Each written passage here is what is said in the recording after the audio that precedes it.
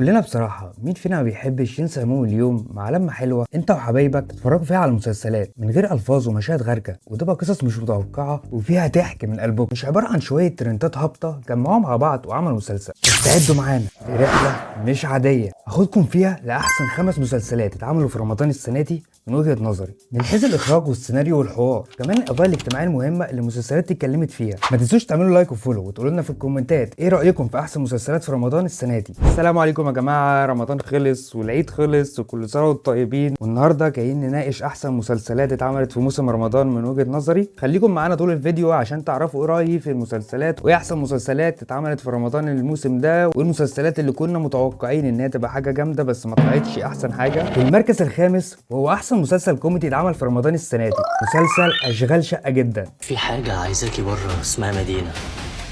ده البيض بينزل محدش بيسأله هو رايح فين. انا كل اللي اشتغلت عندهم عملت لهم اعمال. فكيني يا سماح. انا بعرف اعمل العمل بس ما بعرفش افك. يا لهوي سربرايز. مرات حضرتك اتمسكت مخدرات. المسلسل اللي بيصور الحياة الزوجية والمشاكل اليومية بأسلوب كوميدي. هشام ماجد وأسماء جلال بيجسدوا مواقف بتلمس كل بيت مصري، من مشاكل التواصل ما بينهم لمشاكل تدخل الأهالي اللي ما تنفعش تتفوت، وترد على تحويل المواقف الحياتية لمواقف كوميدية. وده غير طبعا دور مصطفى غريب اللي عامل دور عربي واللي نجح في إبراز موهبته بأسلوب عفوي وتلقائي. ومصطفى غريب كل شوية بيتطور أكتر بعد دوره في المسلسل الكبير وبعدين أشغال شقة الجزء الأول والجزء الثاني، تحس ان هو بياخد مساحه اكبر ودوره في الكوميديا بيبقى احسن، وبقى من انجح الممثلين الكوميديين في رمضان السنه دي. اهدى يا عربي اهدى، كلنا عملنا البواسير. انا لابس بامبرز. بالراحة يا عربي. بالراحة يا عربي اهدى. 6 شهور وهتقلعوا. 6 بالراحة يا 6 شهور ايه؟ 6 شهور ايه؟ هو مسلسل اشغال شقه جدا مش بنفس قوه مسلسل اشغال شقه الجزء الاول، بس برضه يظل احسن مسلسل كوميدي اتعمل في رمضان السنه دي. فلو انتم من الناس اللي بتحبوا تضحكوا من قلبكم وانتم بتشوفوا مواقف بتعكس حياتنا اليوميه، فمسلسل اشغال شقه جدا غير مضمون. دخل المركز الرابع في احسن مسلسلات في رمضان 2025 مسلسل قلبي ومفتاحه. قلبي ومفتاحه ومفتاحه. كابتن نعم. تجوزني؟ موافق. ماشي. سلام يا استاذ عزمي. عزت محمد عزت. عزت محمد. طب استني بس اوصلك. غلط ده ولا صح يا اسطى؟ لا انا ما يتقاليش يا اسطى، انا خريج كليه علوم تخصص بايو فيزيكس. وقف العربيه دلوقتي حالا. في نص الشارع. هو انت ليه طلبتي ان احنا نتجوز؟ هي الناس تتجوز ليه؟ قابلت واحده زي القمر، اتشدت ليها جدا. مشكلتي اني مش عارف ابطل احبك. أنا بس كنت بحاول أنقذك لأنك كنت هتروح فيها. وبس صعبان عليا، حاسه اني اكسر قلبي.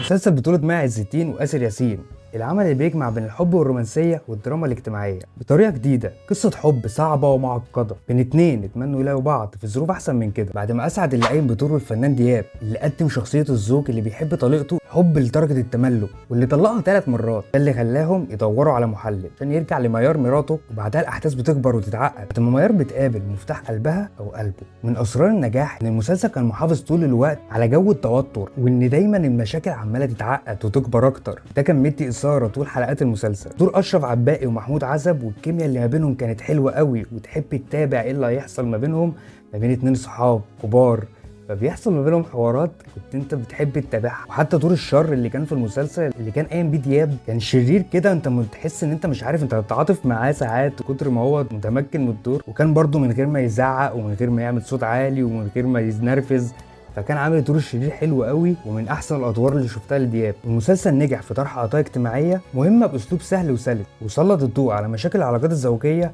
ومشاكل الحب. وقلبي ومفتاحه.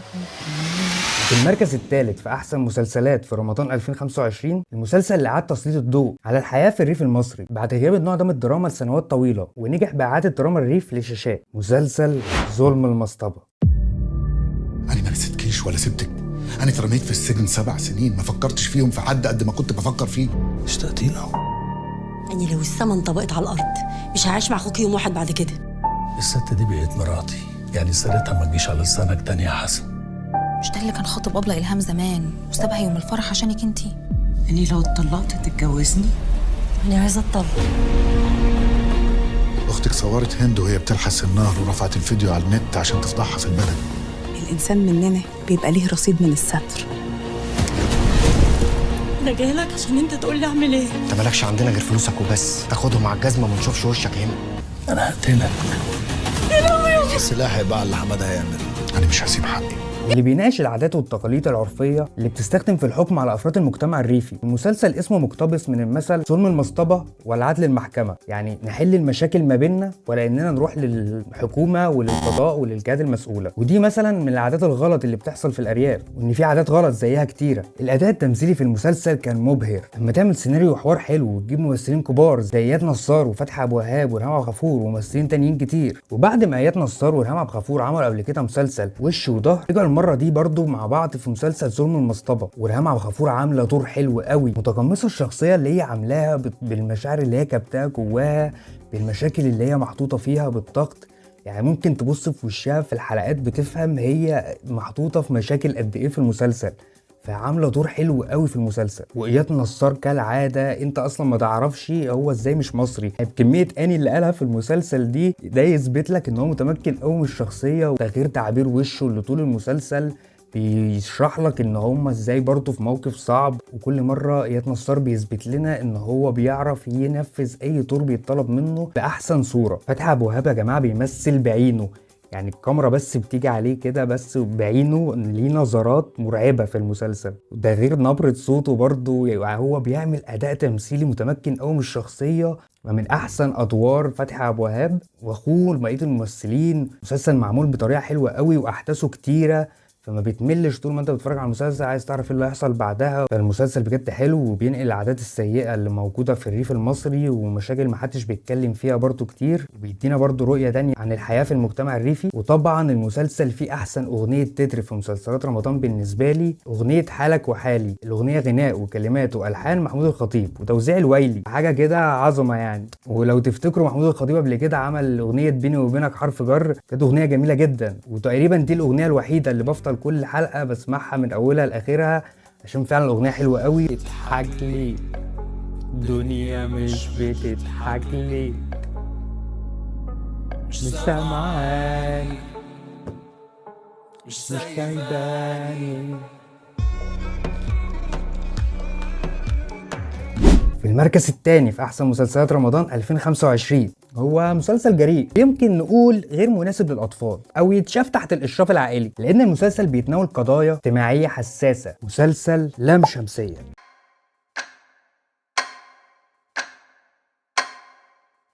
انا مش هروح المدرسه بكره.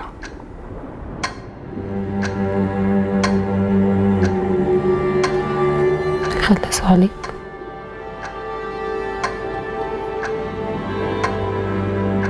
انا ما عملتش اي حاجه، ما عملتش اي حاجه وحشه، وكل حد بيغلس عليا. نايمة صحية الصبح بتبقى عادية وبالليل منور في الضلمة. واللي بيناقش قضايا التحرش بالاطفال وتاثيرها العميق على الاسر والمجتمع، وازاي ان الحوادث دي موجوده فعلا جوه المجتمع ومحدش يعرف عنها حاجه، وان احنا لازم ناخد بالنا من سلوك اطفالنا ونركز معاهم، لان الحوادث دي ممكن تدمر اسر لو ما كناش واخدين بالنا منها. فالمسلسل جريء وقدر انه يناقش موضوع زي ده، وكان ليه اثر كبير على السوشيال ميديا، واللي خلى الناس تتناقش في موضوعات عن الحوادث دي وعلى الوعي شويه عند الناس. وكان ليه اثر حلو، لان احنا الحته دي عايزين نبقى عندنا وعي فيها اكتر عشان نقدر نحافظ على اولادنا. وطبعا غير القضيه اللي المسلسل بيتكلم فيها، المسلسل حرفيا ما فيهوش غلطه، من تمثيل لاخراج لسيناريو لحوار لاضاءه لديكور لكل حاجه. المسلسل ما فيهوش غلطه حرفيا، من الاجواء الكئيبه اللي بتبقى في المسلسل، حتى الاضاءه هتلاقيها مغمقه شويه طول المسلسل او مغمقه كتير. لاداء الممثلين، امينه خليل مبدعه كالعاده، ودايما في مسلسلاتها بتسلط الضوء على قضايا مهمه في المجتمع. رياكشناتها في المسلسل رهيبه، وتعبيرات وشها كانت متمكنه قوي من الشخصيه، وعملت دور حلو قوي في المسلسل. وطبعا دور الطفل علي البيلي او بايلي او يوسف عامل دور رهيب ملوش حل، وهو طبعا من اسباب نجاح المسلسل، لان يعتبر المسلسل متمحور عليه. هو لو ما كانش قادر يبين لك برياكشناته اللي كان بيحصل كنتش هتقدر تحس بالمسلسل وبالمشاعر اللي هو مديها لك. ما كانش المسلسل نجح بالطريقه دي، عامل دور صعب قوي وحلو قوي. والمسلسل كان موفر خبراء نفسيين عشان ياخدوا بالهم من الصحه النفسيه للاطفال المشاركه في المسلسل. واحمد السعداني عامل دور حلو قوي في دور الاب. انا كنت خايف منه اول مسلسل كده، بس لا، هو عمل دور الاب حلو قوي، وكان قادر برضه يوصل لنا مشاعر الاب اللي محطوط في المشكله الكبيره دي. ومن احسن الادوار اللي انا شفتها شاهين، اللي عامل دور رهيب، ممثل جامد جدا، يعني دور متنوع ومعقد ودور صعب اصلا وجريء ان هو يعمله. فلا، هو عامل دور حلو قوي، شويه طيب وشويه شرير، ورياكشناته طول المسلسل رهيبه، وقدر ينقل لنا الدور اللي هو كان بيعمله الصعب الجريء باحسن صوره يعني. اللي هيجنني انت ازاي تصدق عني كده؟ صدق مراتك، اخلص اللي انت بتقول عليها بنفسك انها صغيره. اخلص. نيلي مش هتسكت. نيلي دي انا هسجنها.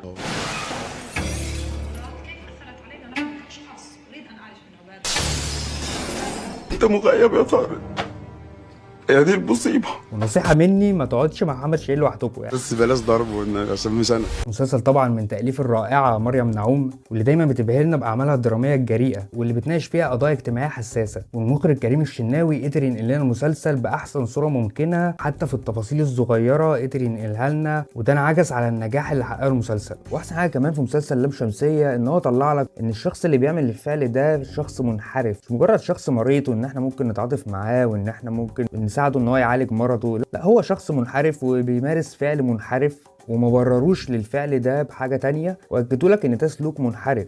فمسلسل لام شمسيه نجح في مناقشه وطرح مشكله اجتماعيه كبيره، وازاي نحلها ونركز اكتر في اللي بيحصل مع اطفالنا ونحاول نسمعهم. عايزه الفت نظر كل الامهات ان الخطر ممكن يكون اقرب مما نتصور. لازم يخلوا بالهم من اولادهم وما يستهونوش بالتفاصيل الصغيره، ويصدقوهم ويقربوا منهم، عشان لو اتعرضوا لحادثة زي دي ييجوا ويحكوا من غير ما يخافوا من اللوم أو إن محدش يصدقهم.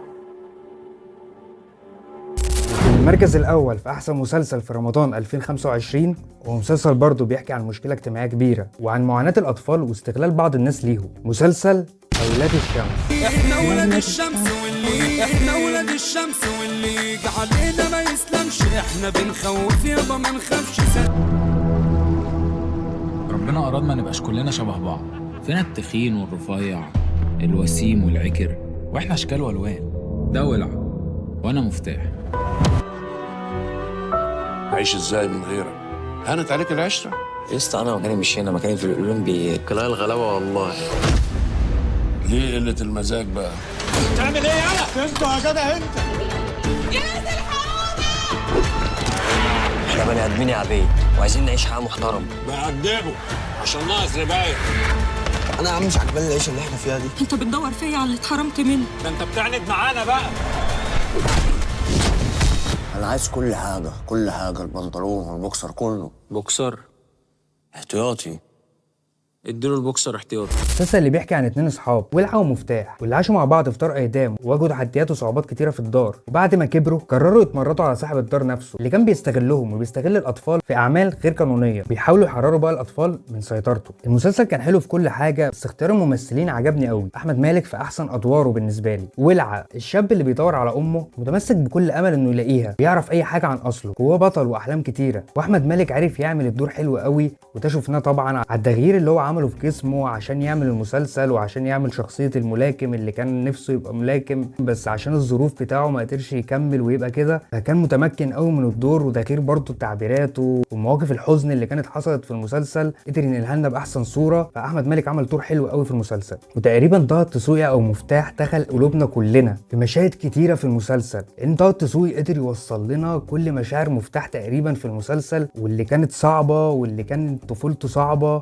وحتى المشهد لما كان بيقابل امه وبيقابل ابوه اللي كانوا متبنيينه، يعني كان عمل دور حلو قوي. وكان يعني هو سبب الناس اللي عيطت كلها في المسلسل كان بسبب طه الدسوقي، وقدر يأثر في الناس، وده يدل ان هو عمل الدور باحسن شكل. وطبعا احسن دور شر في رمضان 2025 بابا الاشرار، بابا ماجد الفنان محمود حميده. محمود حميده ادى درس لكل واحد عايز يبقى شرير. ما تعليش صوتك، ما تقعدش تبرق، ما تقعدش تعمل كل الكلام ده، الموضوع سهل. شغل مصطفى رزق جرب ازاي تبقى شرير رايق، واثبت لهم ان الشر فن مش عن دور شرير بكل شياكه من غير صوت عالي وتبريق وحوارات، بس مرعب. وازاي بيستغل الاطفال وفي نفس الوقت بيحبهم. شخصيه معقده جدا وشخصيه تحس اوقات ان هي مجنونه، في نفس الوقت بيعاملهم كانهم ولاده. وازاي قدر ينقل لنا التعقيدات النفسيه اللي في الشخصيه بشكل خلانا يقول انت ليه كده، يعني انت ليه كده، انت شرير جدا، انت شرير جدا، بس هتبقى متضايق منه قوي قوي قوي. وهو ما عملش حاجه، هو بارد وهادي وعادي. فمحمود حميده عمل دور من احسن ادوار محمود حميده اللي شفتها له في حياتي تقريبا، وكان جزء مهم جدا في نجاح المسلسل. ده غير بقيه الممثلين زي عبيد اللي عامل دور الفنان مينا ابو الدهب، واللي شخصيته برده كانت معقده. هو بيحب بابا ماجد بس في نفس الوقت هو بيحب الاطفال، بس هو ولاؤه لبابا ماجد، بس هو عايز يبقى معاهم. يعني كان شخصيه صعبه وفيها تناقضات كتير. وبرده الفنانه دنيا ماهر اللي عملت دور امينه، وكانت دورها حلو قوي في المسلسل، واللي كانت دايما بتنقل لنا التوتر اللي كان حاصل في الدار وخوفها دايما على الاطفال. والاخراج كان حلو قوي من المخرج شادي عبد السلام، واللي قدر ينقل لنا اجواء دار الايتام بشكل واقعي. ده غير جوده الصوره والموسيقى التصويريه، كل حاجه كانت في المسلسل تقريبا كانت مظبوطه. ومن الاسباب اللي خلتني اخلي مسلسل ولاد الشمس في المركز الاول انه بيستهدف مجموعه كبيره جدا من الاطفال، لان في دور ايتام كتيره كده في الحقيقه اللي بيستغلوا الاطفال في بيع المخدرات وعمل اي نشاط اكرامي، زي مثلا دار الايتام اللي في السادس اللي في 6 اكتوبر، واللي مشهور في اكتوبر جدا ان هو كله بيع مخدرات، كله غلط في غلط وعادي ومتساب كده. ان الاطفال دي كلها هتكبر وهتبقى اجيال كلها عاشت طفولتها ان هي بتبيع مخدرات وبتتاجر في اشياء ممنوعه وبتعمل حياه غلط طول حياتها. فالمسلسل عجبني قوي ان هو كان بيركز دايما ان هم عايزين يحرروا الاطفال من السيطره بتاعه صاحب الدار، وان هم عايزين يعملوا لهم حياه كويسه. ده غير الامثال الحيه اللي جت في اخر حلقه، وان كانت حالات فعلا كانت بتعاني من وهي صغيره لحد ما كبرت، وان ازاي المجتمع كان بيشوفهم. فالمسلسل ناقش قضيه مهمه جدا وفيها شريحه كبيره جدا من الاعداد. كان عمل فني قدر يلمس قلوبنا. كان في مسلسلات تانية كتيره حلوه، زي مثلا مسلسل النص اللي كان من احسن المسلسلات في النص الاول من رمضان، بس انا ما حطيتوش في احسن 5 مسلسلات في رمضان، لان انا كده كنت مرشحه من احسن المسلسلات في النص الاول من رمضان في فيديو لوحده. فلو عاوز تشوفه روح شوفه وقول لنا ايه رايك في مسلسل النص، لانه من احسن المسلسلات اللي اتعملت في رمضان السنه دي. وبرده مسلسل 80 باكو ومسلسل اخواتي، مسلسلات كلها حلوه. منتهي الصلاحيه ناقش موضوع الرهانات، بس ما يعني حسيته مش باحسن طريقه ممكنه، لان حسيت ان هو ممكن